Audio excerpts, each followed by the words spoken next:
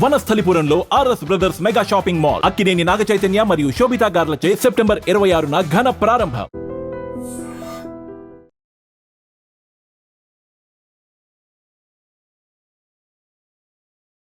Welcome to iDream. నేను ఉదయశ్రీ. మహేంద్ర గౌతమి మధ్యలో రీతు చౌదరి. ఇప్పుడు తెలుగు రాష్ట్రాల్లో ప్రపంచంలో ఎన్నో సమస్యలు ఉంటే ఇదే టాక్ ఆఫ్ ది టౌన్ అయిపోయింది అనుకోవచ్చు. ఎందుకంటే గత 4-5 రోజుల నుంచి వీళ్ళు మీడియాకి ఎక్కడం, గౌతమి మీడియాకి ఎక్కడం, తన ఫ్యామిలీ ఇష్యూ గురించి ఇవాళ ప్రతి ఒక్కరూ చర్చించుకోవడం జరుగుతోంది. అసలు ఏం జరుగుతోంది వీళ్ళ ఫ్యామిలీ ఇష్యూకి సంబంధించి మాట్లాడడానికి మనతో ఉన్నారు తెలంగాణ యువత రాష్ట్ర అధ్యక్షులు ఇమ్మడి సతీష్ గారు. మాట్లాడదాం. హలో అండి, వెల్కమ్ టు అవర్ స్టూడియో. నమస్తే అండి. సో ప్రపంచంలో ఎన్నో సమస్యలు ఉన్నాయి, అసలు ఎన్నో కష్టాలు ఉన్నాయి. కానీ అదంతా పక్కకు నెట్టేసి 2 తెలుగు రాష్ట్రాల్లో ఇప్పుడు ఇదే టాక్ ఆఫ్ ది టౌన్ అయిపోయింది. గౌతమి, మహేంద్ర మధ్యలో రీతు చౌదరి. ఓకే, రీతు చౌదరిని ఇప్పుడు అందరూ పాయింట్అవుట్ చేస్తూ ఉన్నారు. ఓకే, యాక్సెప్ట్ చేస్తాం, తను చేసింది తప్పే. కానీ గౌతమి కూడా ఇంకా మహేంద్రతో ఉండాలని ఎలా అనుకుంటుంది? మహేంద్ర యాటిట్యూడ్, మహేంద్ర క్యారెక్టర్ ఏంటో కూడా అక్కడ తెలుస్తుంది. మహేంద్రతో కలిసి ఉంటే తనకి ఏమొస్తుంది? ఇలాంటి పర్సన్స్తో తను ముందు ముందు హ్యాపీగా ఉంటానని ఎట్లా అనుకుంటుంది? యాక్చువల్లీ మనం ఈసారి ఈ టాపిక్ మాట్లాడే వేస్ట్.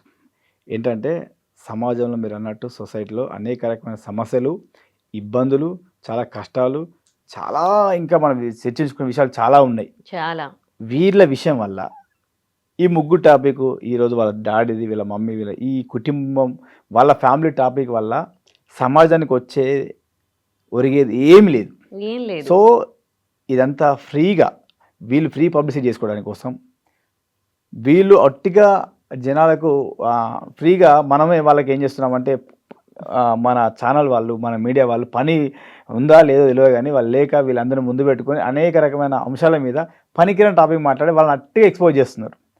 4 గోడల మధ్య జరిగాల్సిన విషయాన్ని తీసుకొచ్చి బజార్లో పంచాయతీ పెట్టి, అంటే వీళ్ళు పెద్ద, నాకు అర్థం కాలేని విషయం ఏంటంటే వీళ్ళు పెద్ద మరి ఈ దేశానికి ఉద్ధరించిన వాళ్ళ, లేకపోతే ఈ రాష్ట్రం తెలంగాణ రాష్ట్రం కానీ ఆంధ్ర రాష్ట్రం కానీ కొట్లాడిన వాళ్ళ, ఈ రాష్ట్రంలో అనేక రకమైన సమస్యలు, ప్రాబ్లమ్స్, ఇబ్బందులు ఉన్నాయి. అవన్నీ విషయం పక్క పెట్టి వీళ్ళ కుటుంబ పాలన తీసుకొచ్చి వీళ్ళ సమస్య మధ్యలో 4 గోడల మధ్య జరిగిన తీసుకొచ్చి బయట తీసుకొచ్చి ఇదంతా చేయడం నాకైతే ఇంతవరకు అర్థమవుతలేదు.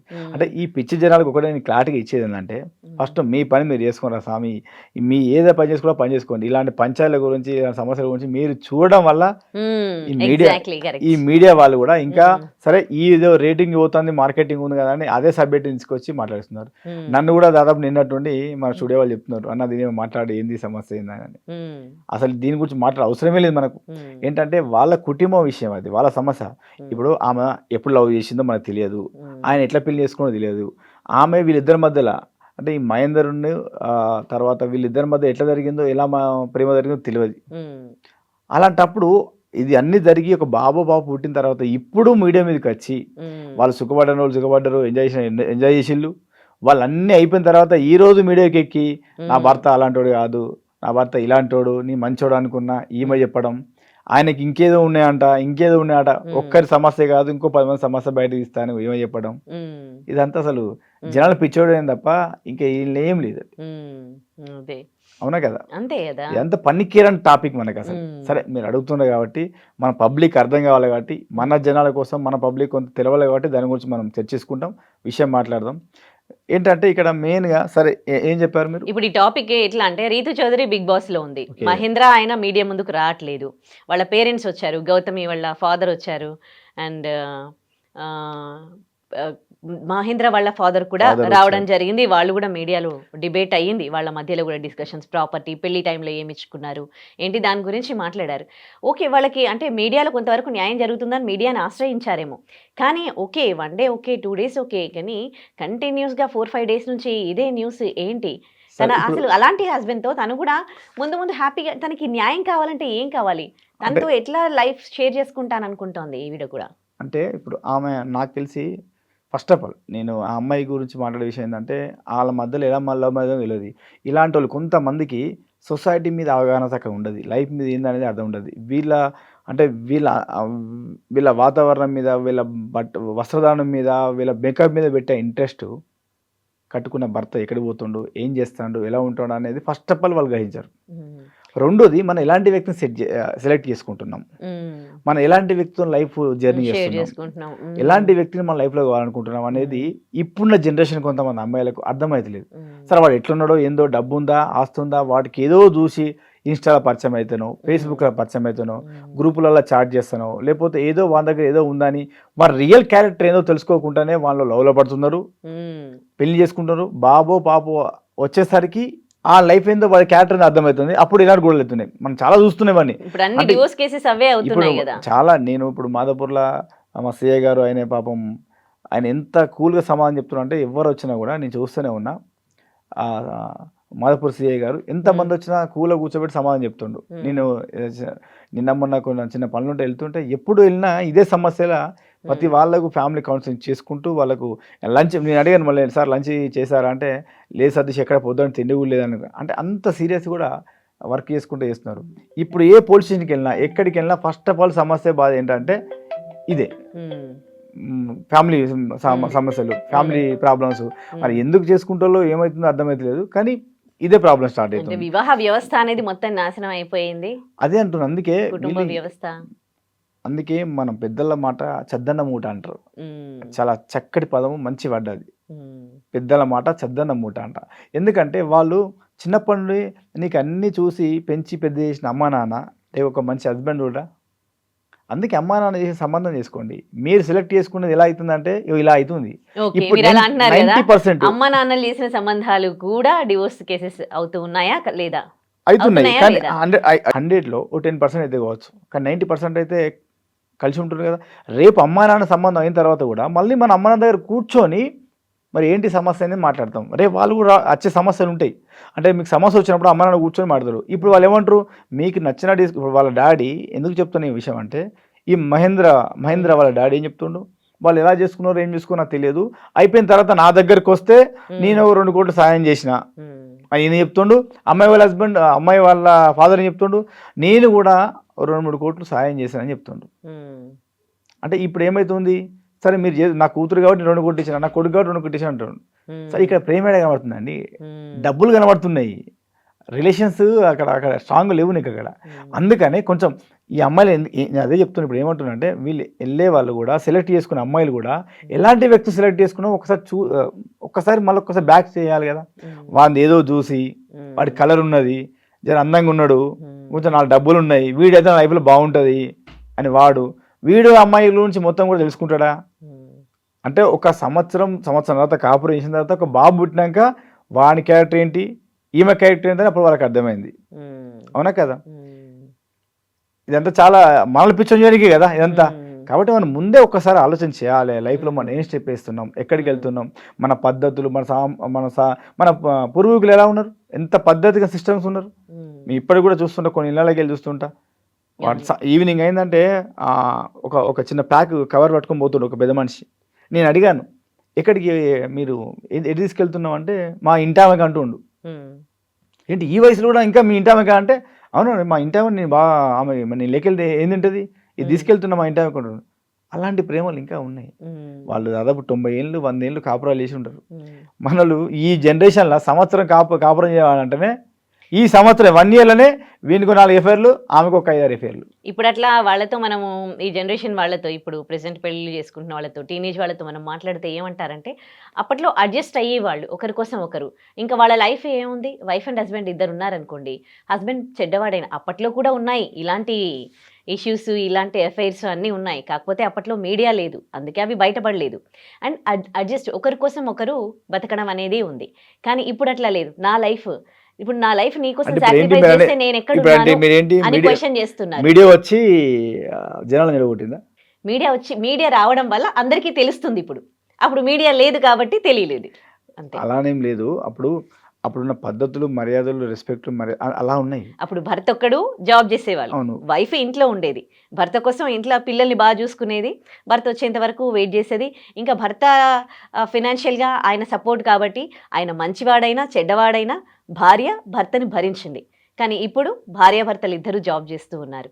నేను సంపాదిస్తూ ఉన్నాను, నేను నీలా కష్టపడుతూ ఉన్నాను, నువ్వు నా మీద పెత్తనం చేస్తే నేను ఎందుకు భరించాలి అని క్వశ్చన్ చేసే డేస్ వచ్చేసాయి ఇప్పుడు. అది ఎవరి తప్పది? అలా క్వశ్చన్ చేయడం వల్ల ఎవరికి నష్టమవుతుంది? మగవాడికి అయితే నష్టమవుతుంది కదా. ఇక్కడ నేను మాట్లాడేది నా సమస్య, నా బాధ అంతా, నేను బాధపడే విషయం కూడా ఆడ కూతురు అన్నమైపోతుంది కదా. మగవాడికి ఏమవుతుంది?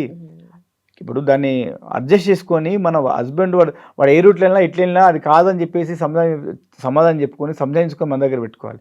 ఇప్పుడు రోజులలో మీరు చూస్తూనే ఉన్నాం ప్రతిదీ కూడా. ఇది వరకు అమ్మాయిలను, ఆడ కూతురును, ఆడవాళ్ళను మగవాళ్ళు ఎలా కిరాతకంగా చంపి దారుణంగా చేసేదో ఇప్పుడు అంతకంటే దారుణంగా ఆడవాళ్ళు మగవాళ్ళని చంపుతున్నారు. అవును. ఏ దృష్టిలో పెట్టుకొని వాళ్ళకి ఎంత ధైర్యం ఎక్కడి నుంచి వస్తుంది? ఎందుకు అలా చేస్తున్నారు అంటే నెక్స్ట్ నా లైఫ్ ఏంటి, నా జీవితం ఏంది, నేను ఎన్ని సంవత్సరాలు కాపురం చేసిన భర్తను ఎలా చంపుతున్నా, ఎందుకు చంపుతున్నా అని ఒకసారి ఆలోచన చేయాలి కదా. సరే గతంలో అంటే మగవాడు అంటే అంతకుముందు జనరేషన్లో అంటే వాడు తాయో లేకపోతే వాడు మైండ్ క్రాక్ లేసో పిచ్చోడయో అది చేసిండు. ఆడవాళ్ళు అంటే ఒక పద్ధతి ఉంటుంది కదా, ఒక సిస్టమ్ ఉంటుంది కదా. ఈ సమాజానికి ఆడ కూతురుకున్న రెస్పెక్ట్ ఇంకా దేనికి లేదు కదా. సో వాళ్ళు ఏంటంటే ఆ ఓపిక, ఆ రెస్పెక్ట్, ఆ సహనం ఉంటేనే కదా సమాజంలో మనం ఉండేది. ఆడవాళ్ళు అలా చేసిన తర్వాత సమాజం ఏమైపోతుంది? ఇక్కడ ఆడవాళ్లే కాదండి, మగవాళ్ళు కూడా చేయడం కూడా తప్పే. అలాంటి నేను అది కూడా చెప్తాను, ఇప్పుడు అదే చెప్తున్నా. అలాంటి మగవాడిని ఇది చెప్తాను ఇప్పుడు కూడా, నెక్స్ట్ అదే చెప్పబోతున్నా. మగాడి పెత్తనం ఇంతకు ముందు ఉంది, ఇప్పుడు మగాడి పెత్తనాన్ని ఆడవాళ్ళు భరించట్లేదు. మేం కూడా మీతో ఈక్వల్ అని అంటున్నారు, కానీ ఇలా చావడాలు చంపుకోవడాలు ఈక్వల్ గా ఉండడం మాత్రం చాలా చాలా దారుణమైన ఇప్పుడు మీరు విషయం. అన్నట్టు పూర్వీకులకు మనకు తేడా అప్పుడు అలా ఉన్నది. మీడియా చూపించలేదు, ఇప్పుడు చూపిస్తుంది. సరే అప్పుడు ఇంకా పద్ధతులు కూడా, రెస్పెక్ట్ కూడా, మర్యాదలు కూడా, భర్త అంటే అలా ఉండేది. అప్పుడు కూడా కొంతమంది భార్యలు కూడా చేసేది, వ్యాపారాలు, బిజినెస్లు చేసేది. కాకపోతే కలిసిమెలిసి ఉండే విధానం ఉండేది, అడ్జస్ట్మెంట్ ఉండేది. అది ఇప్పుడు రావాలంటే బాగుండేది. అంతా కలిసి ఉండేవాళ్ళు, ఇట్లా పెళ్లిళ్ళు చేసుకున్నాక విడిపోయి బతికే వాళ్ళు కాదు. కుటుంబ వ్యవస్థ, ఇంట్లో పెద్దవాళ్ళు ఉన్నారనుకోండి, ఒక సిస్టమాటిక్ అనేది ఏమంటున్నా అంటే, సరే మ్యాటర్ మనం మాట్లాడుతుంటే ఇంకా చాలా అయిపోతుంది టైం లేదు. ఇప్పుడు ఇక్కడ వీళ్ళ విషయం మాట్లాడదాం. గౌతమి మహేందర్ అంతే కదా, తర్వాత మధ్యలో రీతు. సో ఈ రీతు అనే అమ్మాయి ఎవరు? రీతు అనే అమ్మాయి ఎవరు అసలు? ఆ పేరు రీతు కాదు, దివ్య. అసలు పేరు దివ్య ఆమె పేరు. ఇప్పుడు ఇండస్ట్రీకి వచ్చి రీతు అని పెట్టుకొని ఇండస్ట్రీలా ఆమె మీద చాలా, ఆమెకు మీకు తెలియని విషయం ఏంటంటే ఆమె అట్టిగా ఫ్రీగా ప్రమోషన్ చేసుకుంటుంది చాలా విషయాలు. ఆమె 6 మంత్కి ఒకసారి, కొంతమంది లీడర్లు ఉంటారు వాళ్ళలాగా 6 మంత్కి ఒకసారి ఇట్లా మీడియాలో కనబడాలి. ఒక 6 మంత్కి ఒకసారి వచ్చి ఒక 1 వీక్ ఆమె వైరల్ అవుతుంటాయి వీడియోలు అన్నీ కావాల్సుకొని. ఆమె చేస్తుందా మరి ఇంకోళ్ళు చేస్తారా, మీడియా వాళ్ళు చేస్తారా, కానీ ఆమె ఒక మూమెంట్ నడుస్తూ ఉంటుంది. అంటే బిగ్ బాస్కి వెళ్ళే ముందే ఇవన్నీ చేసుకొని వెళ్ళిందంటారా ఏంటి? ఎలా వెళ్ళిందో కానీ ఆమె వాళ్ళ హస్బెండ్, ఆమె మాత్రం చెప్పే ఆ బాధ్యురాలు ఏమవుతుందో ఆమె స్పష్టంగా చెప్తుంది. వీడియోలు మీడియా చాలా మంది చూపిస్తున్నారు. ఎన్ని గంటలకు, 4 గంటలకు ఆమె వచ్చేది, వెళ్ళేది, లిఫ్ట్లో ఉండేది, తర్వాత ఆమెతో జర్నీ చేసేది, ఇదివరకు ఇంకో హస్బెండ్ ఉండేది. ఇవన్నీ ఏం చేస్తుంది అసలు ఈ అమ్మాయిలు? ఇలాంటి అమ్మాయిలు ఈ సమాజానికి ఏం నేర్పుతారు అసలు? ఒక విషయం చెప్పండి, ఆ అమ్మాయి బిగ్ బాస్ లో ఉంది, అన్నెసెసరీ మనము ఈ టాపిక్ మాట్లాడుకోవడం కూడా వేస్టే కదా. ఇప్పుడు అందరూ ఉండి ముగ్గురు కలిసి అక్కడ ఉన్నారనుకోండి, ఎవరిది వాదనలు వారు వినిపిస్తారు. అమ్మాయి లేనే లేదు అక్కడ, ఎందుకు అసలు? మనం మాట్లాడుకోవడం తప్పని మీరు అంటున్నారు. వారం రోజుల నుంచి ఆమె టాపిక్ మాట్లాడుతున్నారు, మరి ఎవరు తప్పనిలేరు కదా. 1 వీక్ నుండి 3-4 డేస్ నుండి అయితే రీతు చౌదరి గురించే టాపిక్ చూసే వాళ్ళు ఉన్నారు, ఇంట్రెస్టింగ్ గా చూస్తూ ఉన్నారు, అందుకే డిబేట్స్ పెడుతూ ఉన్నారు. అవును కదా. ఇప్పుడు ఆమె టాపిక్ మనమైతే తీయలేదు కదా. ఆమె వీడియోస్, ఆమెకు సంబంధించిన ఫుటేజ్లు అన్నీ మనం సృష్టించలేదు కదా. సంత కట్టుకున్న భార్యనే నా భర్త అంటాడు, తిరిగిపోతాడు, వాడికి తిరిగే అలవాటు ఉంది, వాడు చాలా మంది అమ్మాయిలతో ఎఫైర్ ఉంది, నా భర్తను కాపాడండి. రీతు చౌదరి అనే వ్యక్తి నైట్ అంతా మా ఆయనతో చాటింగ్ చేస్తుంది, నైట్లా అంత అర్ధరాత్రి పూట మా ఆయన కోసం వస్తుంది, ఇది రావద్దు, ఇలాంటి దూరం పెట్టాలని చెప్పేసి చాలా గొడవలు అవుతున్నాయి అని చెప్పేసి కట్టుకున్న భార్య మీడియాకి వచ్చి చెప్తుంది. మనమేమో మహేంద్ర ఇట్లాంటి వాడు, రీతు చౌదరి ఇట్లాంటిది మనం చెప్తలేము. వాళ్ళ సమస్యను, వాళ్ళ ప్రాబ్లాన్ని 4 గోడల మధ్య ఉన్న సమస్యను తీసుకొచ్చి బయట పడేసిందే వాళ్ళు. వాళ్ళ సమస్య మీరు చూడకుండా, సామి మీరు పట్టించుకోకుండా చెప్పడానికి మనం వచ్చినాం. ఈ జనాలుగా అర్థమయ్యేటే మనం వచ్చినాం. ఇలాంటి అనవసరంగా మ్యాటర్లు ఇలా పెట్టే టైము, వీళ్ళతో ఇంత టైము ఇంకా వేరే దాని మీద దృష్టి పెడితే చాలా బాగుంటుంది. వీళ్ళ వల్ల ఈ రాష్ట్రానికి కానీ, ఈ దేశానికి కానీ, సమాజానికి కానీ ఒరిగేది ఏముండదు. 4 రోజుల తర్వాత వాళ్ళ పని వాళ్ళు చేసుకుంటారు. అంతే. ఆమె షూటింగ్ ఆమె చేసుకుంటది, ఆ. ఈయన బిజీ ఈయన ఉంటాడు. తర్వాత ఈమె ఒక పాప బాబు పుట్టింది, ఆమె బిజీ, ఆమె వాళ్ళ బాబును బాబు ఆడిపించుకుంటే ఆమె ఉంటది. ఒట్టిగా చూసేటోళ్ళు అంతా పిచ్చోళ్ళు. అదే టైం వేస్ట్ కదా. Time ఇక్కడ waste మన పనులు అనవసరంగా. ఆపి టీవీ చూస్తూ ఉన్నాం. అట్టిగా టైం వేస్ట్. ప్రపంచంలో జరుగుతున్న సమస్యలు ఏంటి తెలుసుకోవాల్సి. కాకపోతే మానవ దుపతోని మనం మాట సబ్జెక్ట్ ఏంటంటే, ఎవరైతే ఈ అమ్మాయి నష్టపోయిన అమ్మాయి ఉందో, ఇబ్బంది పడే అమ్మాయి ఉందో, ఆమెకు న్యాయం జరగాలని అంతే. ఎవరైనా కూడా ఇప్పుడు సరే అఫీషియల్ గా సంవత్సరం నుండి ఆమె పెళ్లి చేసుకున్నది, ఆయనతో కాపురం చేసింది, ఒక పాపను బేబీ ఉన్నాడు కాబట్టి వాళ్ళకి అన్యాయం చేయకుండా డివార్స్ అనేది చాలా లైట్ అయిపోతుంది ఈ రోజుల్లో. చాలా లైట్ అయిపోయింది. డివార్స్ తర్వాత ఆ ఏదైతే ఆ బేబీ ఉన్నాడో ఆ లైఫ్ వాళ్ళు భరించలేరు. వాళ్ళకి తెలుసు మమ్మీ డాడీ Parents. ఇంకోరు అని చెప్పుకుంటా మనం చాలా మూవీలలో చూస్తున్నాం. ఒక రియల్ లైఫ్ లో అనుభవించేది వాళ్ళకి తెలుసు అంటది. అవును. వీళ్ళ సంతోషాల కోసం, వీళ్ళ సుఖాల కోసం వీళ్ళు ఎంజాయ్ చేసిన వాళ్ళు ఎంజాయ్ చేశారు, విడిపోతున్నారు. తర్వాత ఆ బాబు లైఫ్ ఏందని వీళ్ళకి అర్థం కాదు. పాపం ఆ బేబీ ఎంత ఇబ్బంది పడుతున్నది వీళ్ళకి తెలియదు. నాన్న ప్రేమ దక్కక ఇక్కడ మమ్మీ ఉంటుందా, రేపు ఇంకెవరో నచ్చి పెళ్లి చేసుకుంటారా కూడా ఎవరికి కాన్ఫిడెన్స్ తెలియదు. సో చిన్న పసికుందని అయితే ఆగం చేయకండి అనే ఉద్దేశంతోనే మనం మాట్లాడుతున్నాం. ఏది జరిగినా ఇరు వర్గాలకు న్యాయం చేసి న్యాయం జరిగితే బాగుంటుందని ఉద్దేశం. సరే ఇలాంటి అమ్మాయిలు కూడా, ఈ మధ్యలో వచ్చే అమ్మాయిలు కూడా ఆలోచన చేయాలి. వాళ్ళ లైఫ్ ఆగం చేస్తే రేపు నేను నా హస్బెండ్ ఉంటే నా మధ్యలో ఇంకోళ్ళు వస్తే ఎలా ఉంటుందని అర్థం చేసుకోవాలి.